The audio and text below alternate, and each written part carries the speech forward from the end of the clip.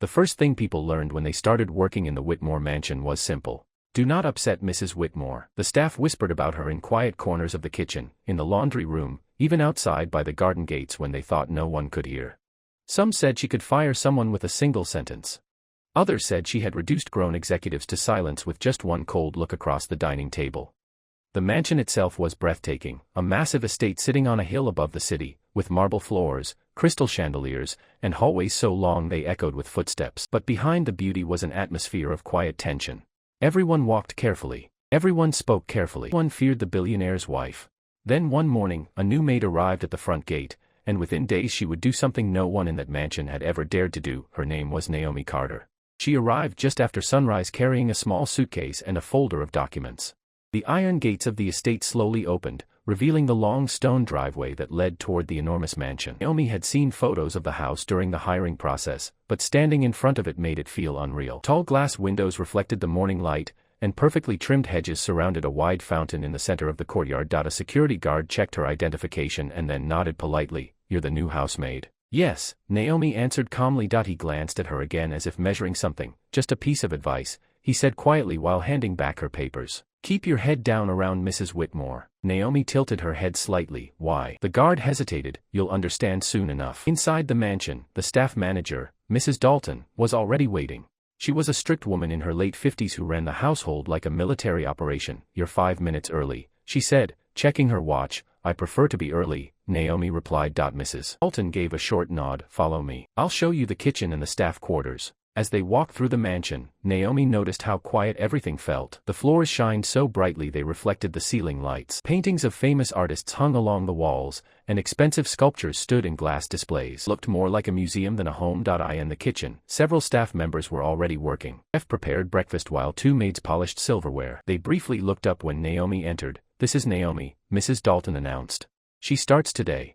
The chef gave a small welcoming smile, but one of the maids leaned closer and whispered quietly, "Good luck." Naomi heard the whisper but didn't react. Mrs. Dalton handed her a cleaning schedule. "You'll begin on the second floor guest rooms." And Naomi, "Yes.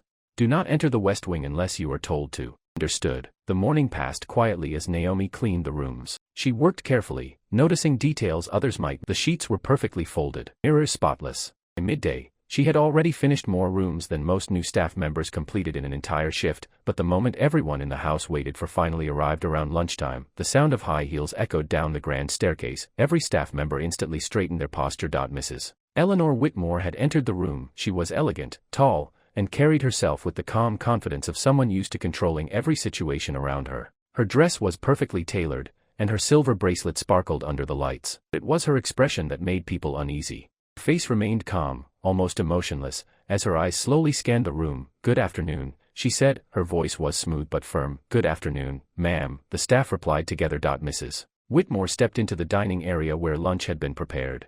She glanced at the table for only a moment before speaking again. "The arrangement is wrong." Chef froze. "Ma'am. The flowers are too close to the center plate." Without another word, one of the maids rushed forward and moved the arrangement exactly 2 inches to the side. Mrs. Moore watched silently. "Better." Her gaze shifted toward Naomi, who stood quietly near the kitchen entrance. Mrs. Whitmore had never seen her before. "You," she said calmly. Naomi stepped forward. "Yes, ma'am."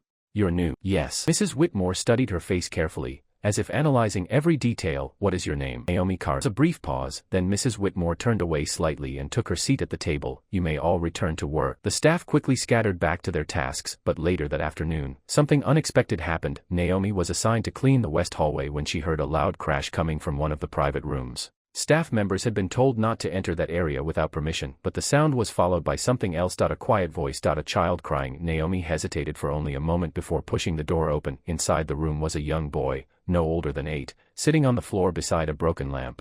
His knee was bleeding slightly where he had fallen.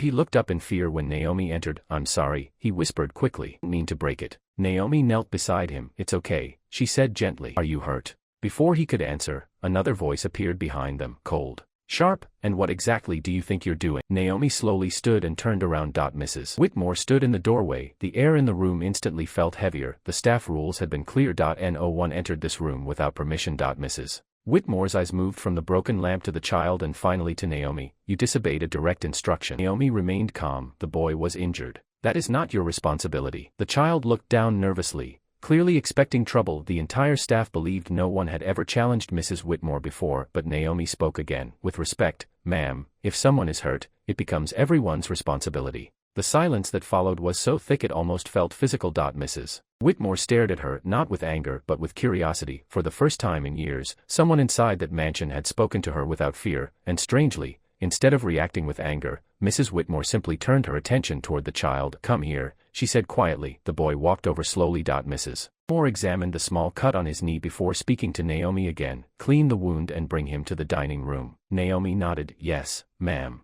As Mrs. Whitmore walked away, the staff watching from the hallway looked completely stunned, because something unusual had just happened. The billionaire's wife had not punished the new maid. She had listened to her, and that moment would soon begin revealing secrets inside the Whitmore mansion that no one had expected.